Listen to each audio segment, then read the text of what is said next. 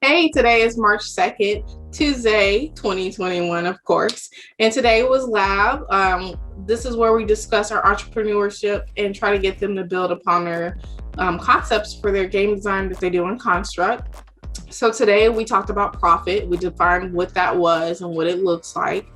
Juan did a great job of breaking down profit to them in the simplest terms. So we talked about a business, a hypothetical business where I had $650,000 and I had 11 employees, which I had to supply them with their salary of $50,000. I'm not 50. Yeah, $50,000, which will only leave me with $100,000.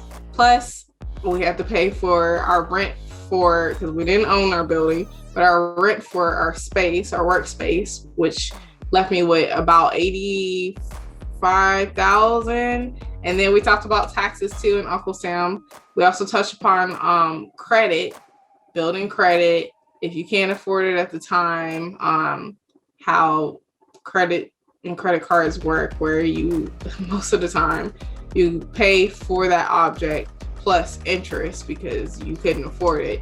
So we talked about credit. We did define what a salary was because some of the kids didn't know that.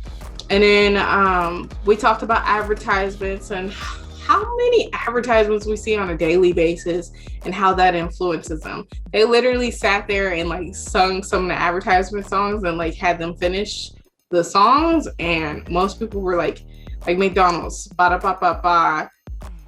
Everybody was like, I'm loving it.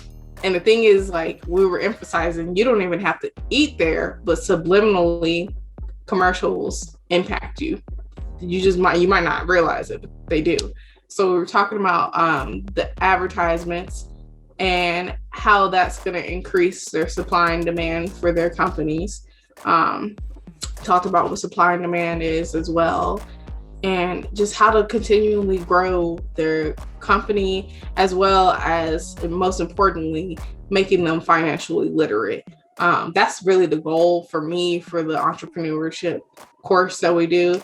It's not so much that, they have to know how to run a business and know what to do with a business. This is more so I want them to be financially literate. So hopefully, and it looks like they are absorbing and taking these concepts in. We also watched a video on Will Wright, who is the father of video games, and we talked about the concepts he mentioned in the video, how he takes real life stuff and put it in the video game. So he designed SimCity, if you're unfamiliar with Will Wright. Most people have played SimCity. He's also done a few other games as well. I know there was an Ant Simulator, something like that in the video as well. So we talked about that, and so it was pretty interesting.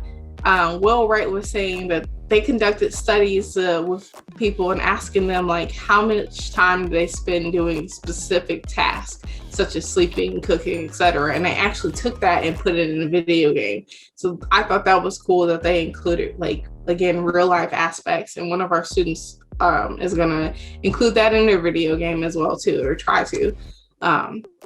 So just continue expanding on working on getting them to, again, think about financial literacy, what that looks like in the real world, and how are they going to incorporate that for their game design projects.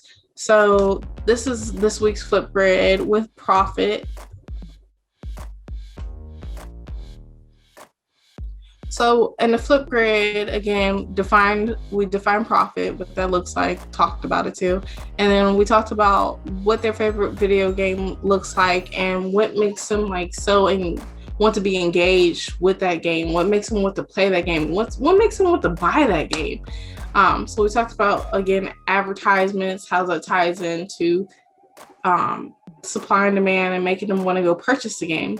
And then we also talked about what aspects they would mimic from their favorite video game and how they're going to draw on their customers and other valuable assets for their company. So again, just getting them on the right track to think about entrepreneurship, mainly, again, financial literacy.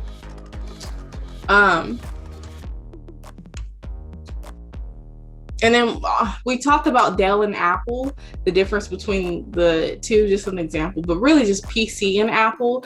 So we talked about how Apple has really branded themselves to be this innovative company and all that. And essentially, Apple is, if you own an Apple product, like let's say you have the brand new iPhone 12 and a brand new MacBook and a brand new whatever,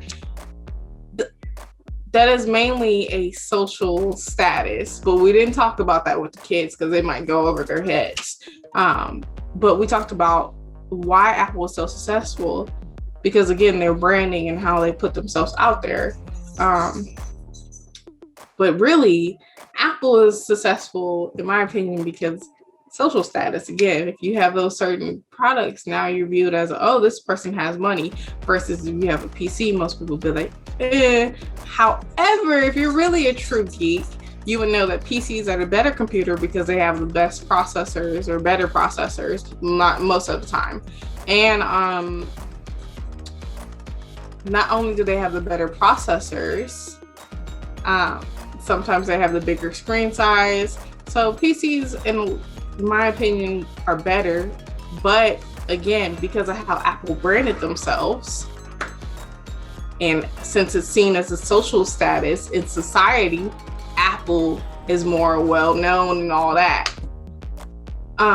So it was pretty good today. Again, just building upon those concepts. Great day. Continued growth that's so great to see.